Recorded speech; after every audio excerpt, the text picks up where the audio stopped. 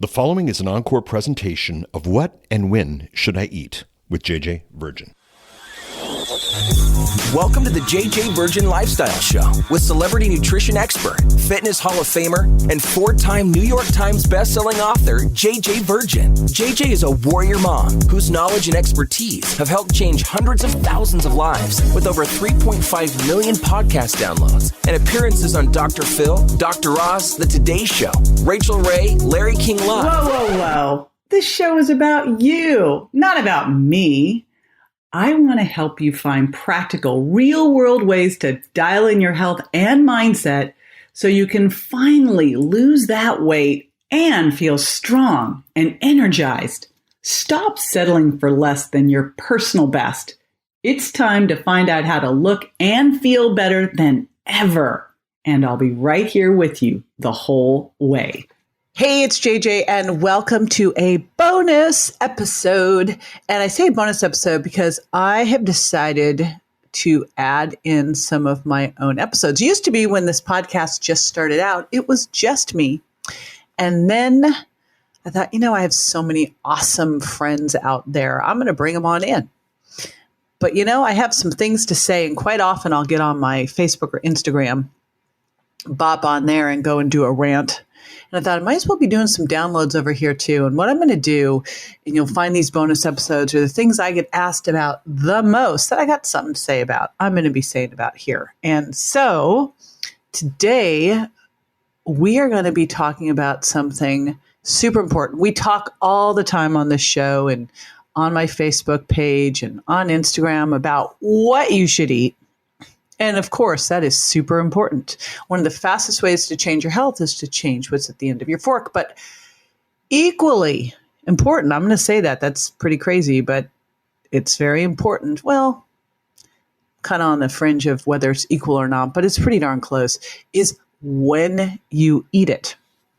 So today we're going to talk about a couple things that if you've been around my community, I can get on a rant about. We'll talk snacking. Should you? Shouldn't you? And also, if you want to fast or do intermittent fasting, what's the best way to walk into that? And should you really be eating breakfast? Oh my gosh, the wars continue on that. And when is the absolute worst time to eat? We'll do all of those things. But before we dive into that, I want to do a shout out. And I have been shouting out to people leaving these awesome reviews on the podcast, and I super appreciate it. It helps a ton. People don't know. Not everybody knows who I am, and they go there and they go, who the heck's this gal? And then they see your awesome review, and they go, I'm going to listen in. And that helps me with my big impact, crazy goal of helping 1 billion people get healthy. And that's why I brought my friends in to help share some amazing information, but it's got to be shared. So when you leave a great review, when you subscribe, when you share it with your friends, it helps a ton. So I'm doing shout outs every week for people doing that for us. So this one, and by the way, the whole team reads these too. We love them.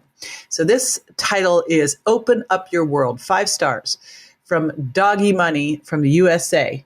Love the variety and intelligence JJ's podcasts are done with. I always take away a golden nugget. I always try to put something I learn into my daily life. I share it with my friends and family. Thank you, JJ and team, for how much you enrich my life. And that, Doggy Money, is honestly the point. Makes me ridiculously happy because here's the deal. I think my unique ability in the world is to take stuff that sometimes can get a little bit complicated or, big words, you don't know what the heck to do with it, and take it into simple, actionable, bite-sized pieces. And so the most important thing for me is that when you listen to this, you find something you can take action with, because that's what makes a difference, right? Knowledge is not power unless you put it into action.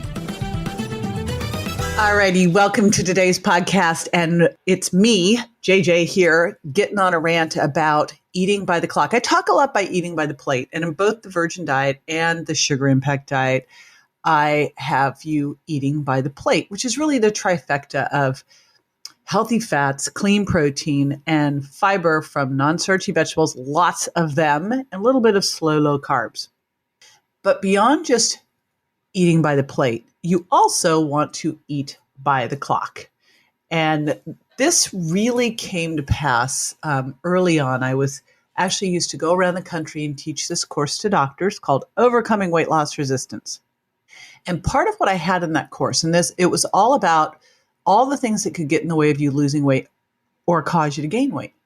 And one of the things I had in that course is the recommendation. I shudder now at this, but I just I'm so thankful someone challenged me on it, made me think. And, quite often we can get stuck in a paradigm just because we've always done it. So this is the case with this. I was teaching people to have breakfast, a snack, lunch, a snack, and dinner.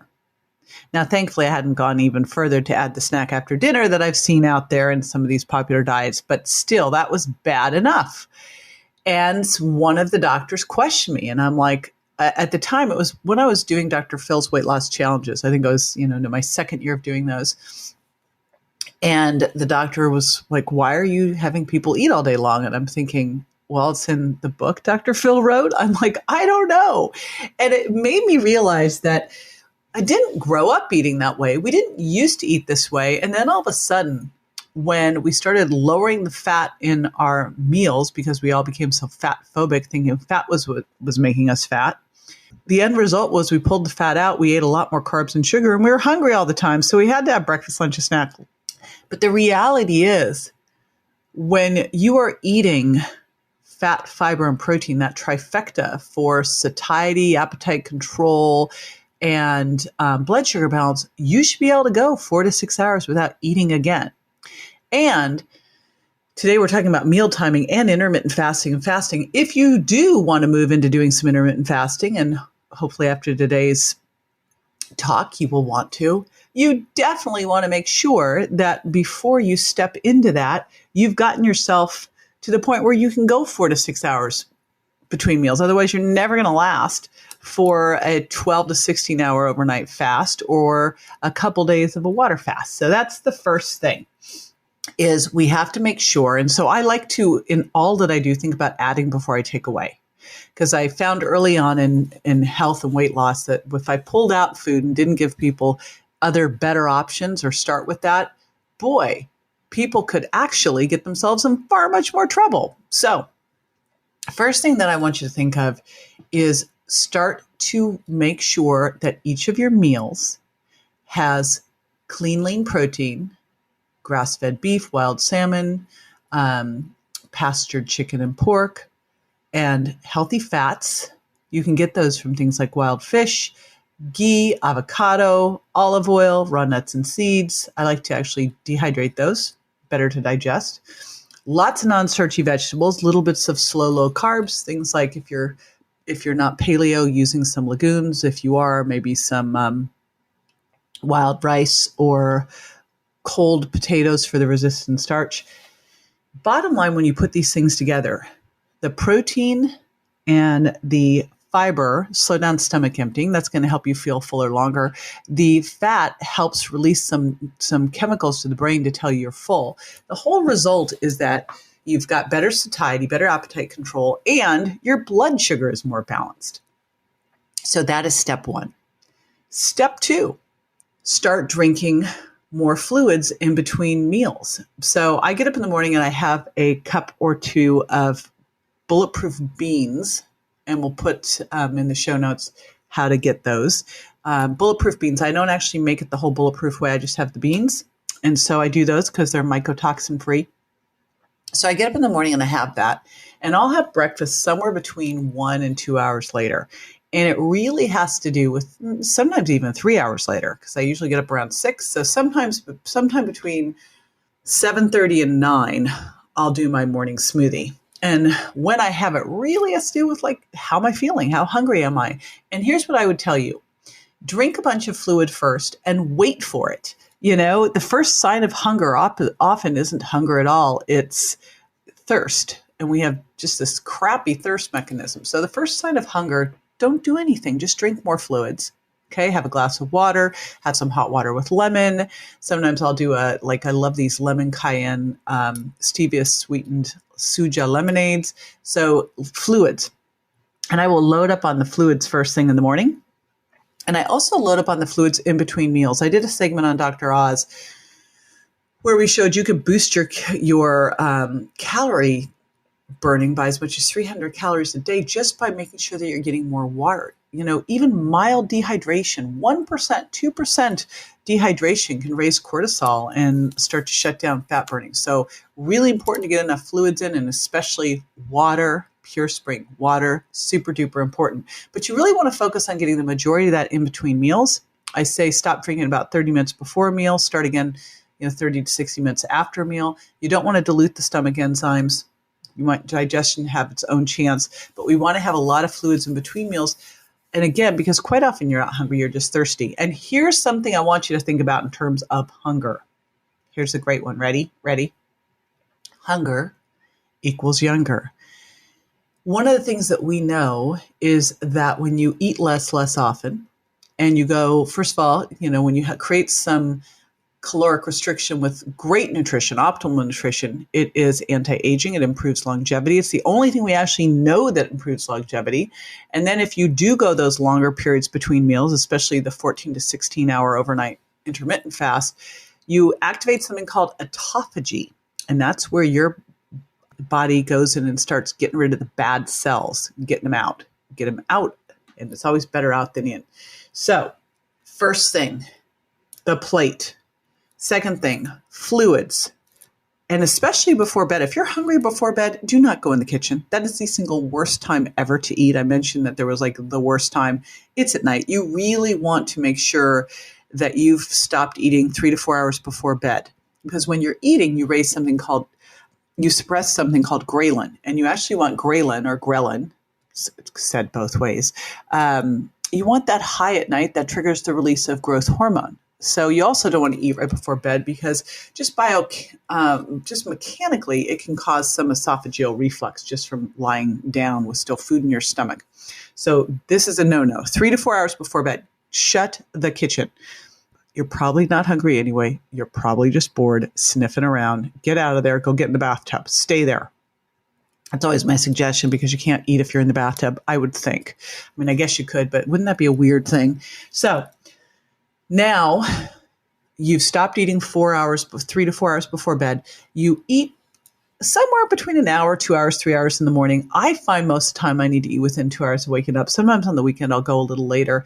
And I'm convinced that your ability, I tend to be hungrier in the morning, not hungry at night. And I'll see people who are just the opposite. And I'm convinced that probably has something to do with our circadian rhythm, our own clock. There are people who are night owls and there's people who are early birds. I'm an early bird. And I think for a lot of the night owls, they're probably more night eaters than morning. But regardless, stop eating 3 to 4 hours before bed. Do not stay up later, though. That is not, I ate late, I'm going to stay up till 2. No, don't do that. And quite often you can shut down your evening hunger pangs just by having a glass of water. So there's an easy solution to that as well. All right, so we've got eat by the plate with that trifecta, start doing all the fluids in between meals, start stretching out your meal time. So we're eating within 1 to 3 hours of waking up. We're stopping eating 3 to 4 hours before bed, and you're going to eat every 4 to 6 hours. So let's say I got up at 6 and had breakfast at 8. I might have lunch around 1, and then I'll have dinner around, say, 6, and then I'll go to bed at 10. See how that works? Easy, super easy, easy peasy. Now, in a perfect world too, you would go to the gym, work out, come home, have your meal. And then at night, we'll have a meal, and then we'll go and take the dog for a walk. Pretty easy walk. She's 6 pounds. We're not going 10 miles. But I especially like on my hard workouts to try to come home and eat within the hour after the workout. When I can do that, super awesome. I've been also trying. I haven't been super successful, full disclosure, but I'm working on it. So I'm going to say it here because then that makes me it holds me accountable. So mention this when you see me in a Facebook or Instagram Live, is getting up and doing a little high intensity interval training in the morning before I eat anything. Super fasted. Okay. So now what I want you to do during the week, your goal is to do a 12-hour fast. So that means that if you eat dinner at 6, you don't eat breakfast before 6 in the morning. You can see how easy that is, because reality is if you have dinner at 6, you're probably not eating breakfast till 7 or 8. And ideally, if we can do a 12 to 14 hour fast on most days, that's really the goal. But here's what I want you to do. And I actually have this in my Power Plant Cleanse program. I have a couple days of my Power Plant Cleanse days. And on those days, I have you skip a meal, have 2 meals, have a late breakfast lunch, kind of a brunch, and an earlier dinner. And that works better for me. Some people might go, oh, you know what, I'm better just having lunch and not having breakfast. I find, and especially for a lot of women, we do better just having a little bit later breakfast, say maybe about 10, and then I'll have dinner around 4. And I'm totally cool with that. I can easily skip dinner. I can't skip breakfast. So see how you feel there, because here's the one rule I know. There's no rule. It's really, you want to have that 16-hour fast, but you have to find out what works best for you. And again, by the time you start to do that, you've already added the right meal in. You've already put the fluids in between meals. You've already kicked the snacks out. And why are we kicking the snacks out? Because let's think about what happens when you eat. When you eat, you raise blood sugar. When you raise blood sugar, you raise insulin. Insulin comes up to bring blood sugar back down. If you have breakfast at 8 and then you have a snack at 10, your insulin really hasn't had time to come all the way back down. It's slow acting. And so then you eat again and you push blood sugar back up and insulin gets bumped up a little higher. And then you bring blood sugar back down. And then now it's noon and you eat again and insulin's never had time to come down. Can you see the problem? You're keeping insulin up all day long. Pro-inflammatory, can make you a little bit insulin resistant. Your receptors start to have trouble hearing it. And basically makes it hard for you to burn off fat, because when you're more insulin resistant, when insulin's around all the time, your body gets bad at burning off fat. We want to create some really good metabolic flexibility. We want your body good to burn fat, to burn carbs, and if necessary, to burn protein. And so that's what we're teaching you how to do, is get back to that, to be able to go. And one of the signs of that, one of the signs that you're a fat burner, not a sugar burner, that you can do both, switch it around, is to be able to go 4 to 6 hours between meals. Another sign is that when you're losing weight, you're losing your waist. If you are losing weight, but you're not losing fat, you're not losing your waist, you're actually making yourself worse, not better. So that is super duper important to do.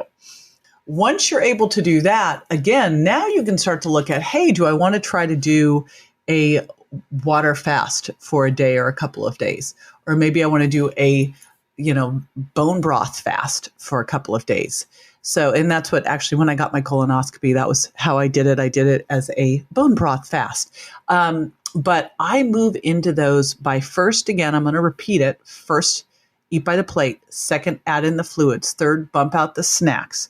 Fourth, start to make sure that you're getting the 12-hour fast, but start to try to move it into 14 hours and then move it into 2 meals and 1 snack if you absolutely need to. And getting that 16-hour overnight fast. All right. And again, why is this so important? Well, what do we know about this? Number 1, intermittent fasting can help balance your blood sugar. It can actually help improve insulin sensitivity, and it can help you with better blood sugar control, and can also help you start to get more metabolically flexible. And it can also help with autophagy, getting rid of some of those bad cells. So there's some great things here that can happen. Just make sure, I remember when all this first started coming out about intermittent fasting, and I'm like, really? I don't buy it. I was on the Today Show with David Chinchenko, who wrote Eat This, Not That. And then he wrote this 8-hour diet. And I was doing my sugar impact diet. He was doing the 8-hour diet. And his whole thing was, now you could eat the not, eat this, not that. Now you could eat the not that, but only during 8 hours. I'm like, that is ridiculous. So you can eat this, but make sure you're still eating the healthy stuff within those 8 hours. It's not a license to go pig out and eat the wrong stuff. I mean, you and I both know that's silly. So anyway, that is it. Now, after the break, I'll be answering a listener's question. So stay with me.